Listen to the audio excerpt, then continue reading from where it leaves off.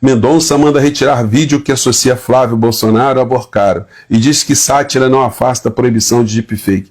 Então o André Mendonça está de forma descarada fazendo a campanha do Flávio Bolsonaro.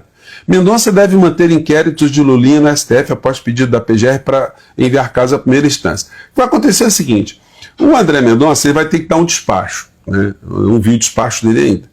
Mas o despacho dele, se ele achar que o Supremo Tribunal Federal tem que ficar coordenando esse inquérito, né, que está na fase de investigação ainda, não tem ação penal, ainda tem isso, né? É uma coisa preliminar que está se arrastando, vai se requentando. Isso não é feito por acaso, não, né?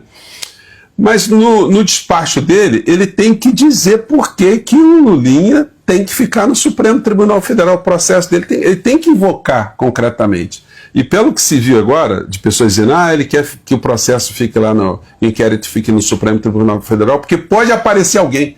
Tá de sacanagem? Eu quero ver ele escrever isso. Porque isso vai ser a coisa mais absurda, mais surreal, mais mãe de nazística, né? É a coisa, é o lado mãe de nada do senhor André Mendonça. Não, vou deixar esse inquérito aqui, que pode aparecer alguém. Gente, isso não existe juridicamente.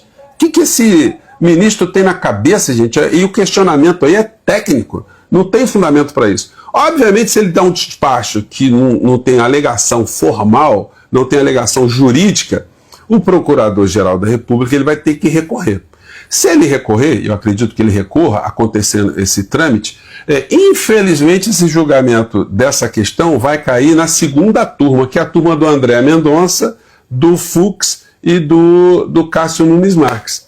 Então vai ficar complicado ali, né, uma votação. Então o Supremo pode dar uma decisão estapafúrdia desse inquérito, ou quer dizer, a segunda turma pode dar uma decisão estapafúrdia dessa história ficar lá nas mãos do senhor André Mendonça.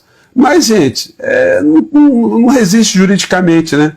Lulinha tinha comunhão de interesses econômicos com o lobista que negociava contrato no governo Lula de SPF.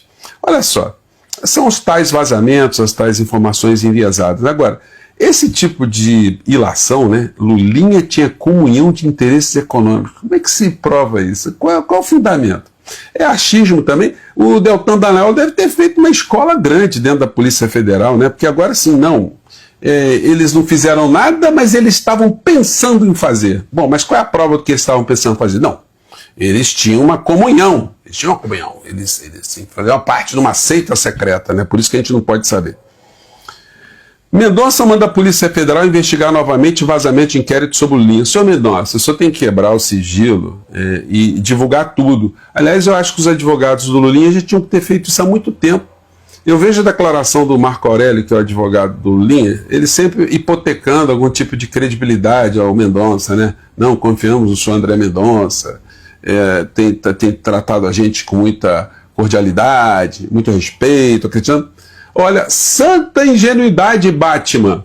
Tá acreditando no inimigo? Tá acreditando no escorpião? O escorpião pegando carona nas costinhas do sapinho? Vai tomar ferroada. Já era para ter partido, na minha opinião, tá?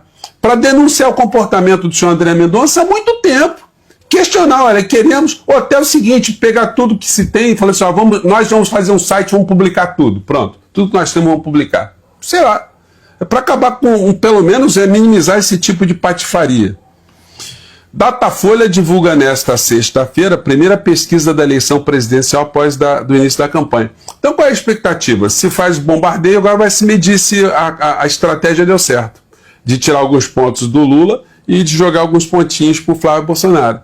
Para tentar ali fazer mais algum tipo de chantagem, fazer mais um tipo de operação, né? Então, gente, o jogo está sendo feito dessa forma.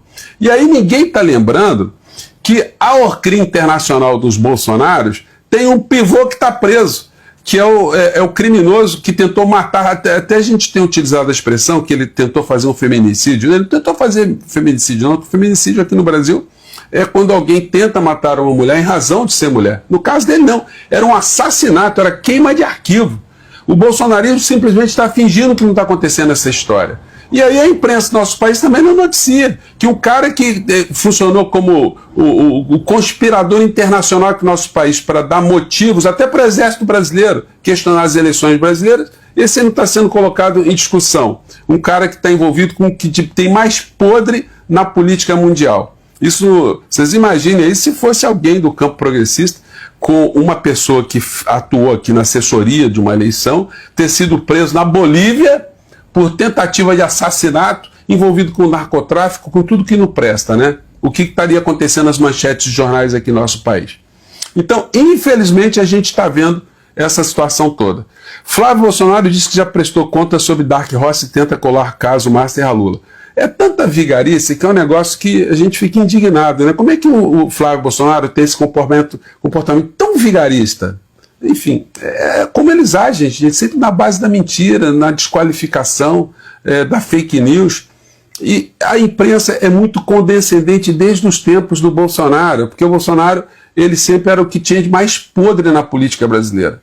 Mas ele era funcional, era o podre que era bom para o lado da grande mídia, dos grandes interesses corporativos. O Flávio Bolsonaro é apontado como sendo um ladrão, um chefe de uma organização criminosa, um lavador de dinheiro pelo Ministério Público do Rio de Janeiro. Esse cara é funcional para Faria Lima, para as organizações Globo, para a Folha de São Paulo, para o Estado de São Paulo, para setores importantes aqui no nosso país e setores importantes fora do nosso país. Portanto, todo mundo faz vista grossa nesses esquemas, né?